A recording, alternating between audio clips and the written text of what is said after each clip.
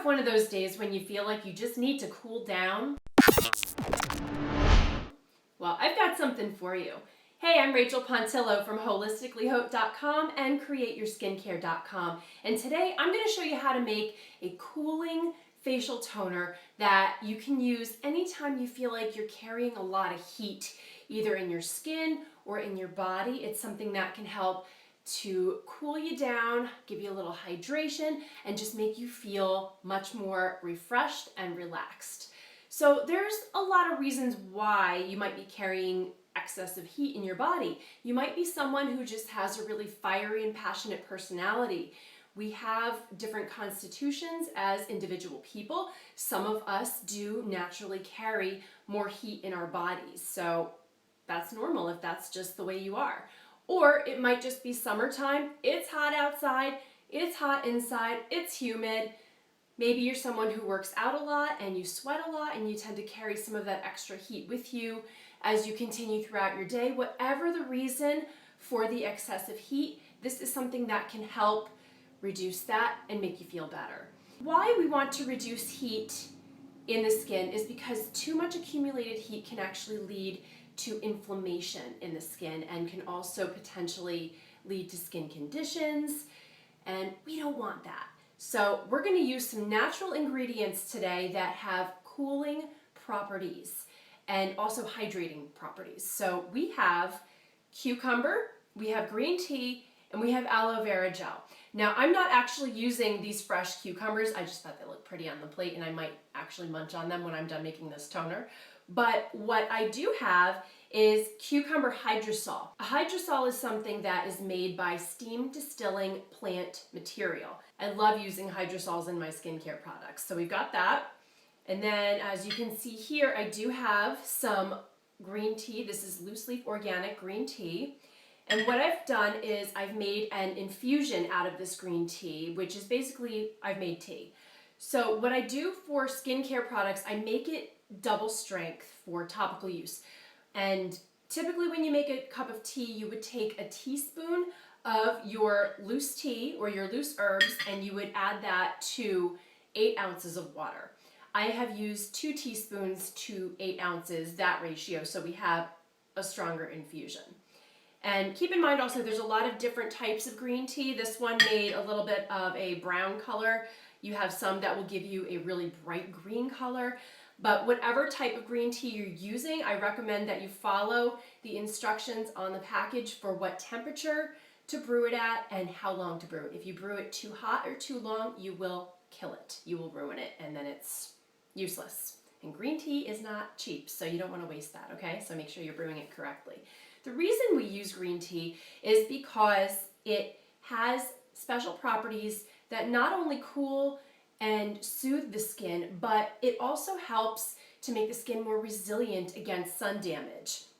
I don't ever recommend using natural ingredients as standalone sun protection. That's just too inconsistent and too risky. But I love using green tea in my summer skincare regimen. I use it in all of my toners. I put it in my lotions.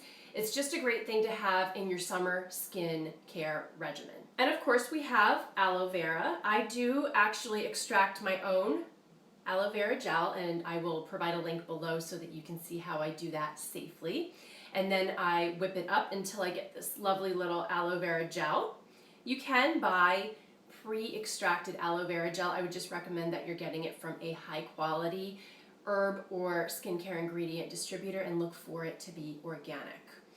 Aloe vera is something that I also love in almost all of my skincare products because it helps to draw moisture from the air, from the environment into your skin. And it's also very cooling and soothing. If there's any irritation on the skin, maybe you've gotten a sunburn, it will help to soothe it and cool it, but it also kind of forms a gentle film on top that protects it as it heals. It's a wonderful ingredient. And then finally I have whiskey. And that is what I'm using for my natural preservative in this product. Because this is a product that contains water-containing ingredients and also plant matter, it is super important to use a preservative. And I'm using 80 proof whiskey here. You can use 80 proof vodka, rum, anything that is 80 proof or higher, and I'm using a 20% ratio. So we are making a 4-ounce bottle of toner that's about 120 milliliters. This is 24 milliliters, which is 20% of that.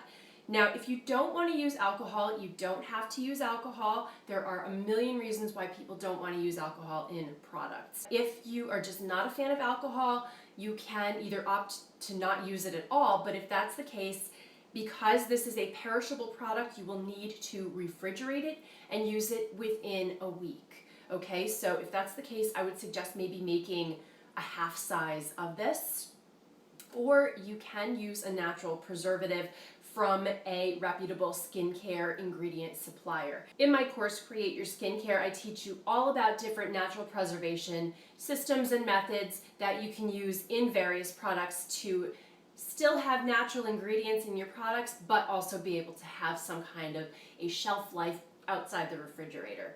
Okay? But also, because this is a cooling toner, you might actually want to keep it in the refrigerator. That's totally up to you. It's always an option.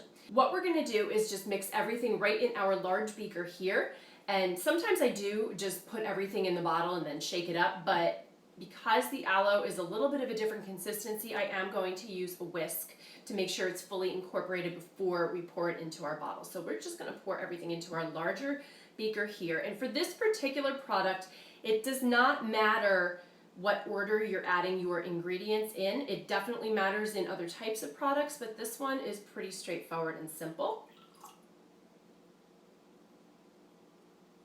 Add my preservative here. This smells so good. I absolutely love the smell of cucumber hydrosol. It is absolutely divine. Now, aloe vera gel is a little bit thicker than your hydrosols and your tea, but it's still going to be able to come out of a spray on your toner bottle, or you can just put it in a bottle with a lid or a pump, whatever you have. I do recommend dark glass bottles though, and make sure you're storing this out of heat and out of light. All right, that is all mixed together. Smells amazing. I'm going to go ahead and just pour it directly into our bottle here. Perfect. And I'm just going to give it a try.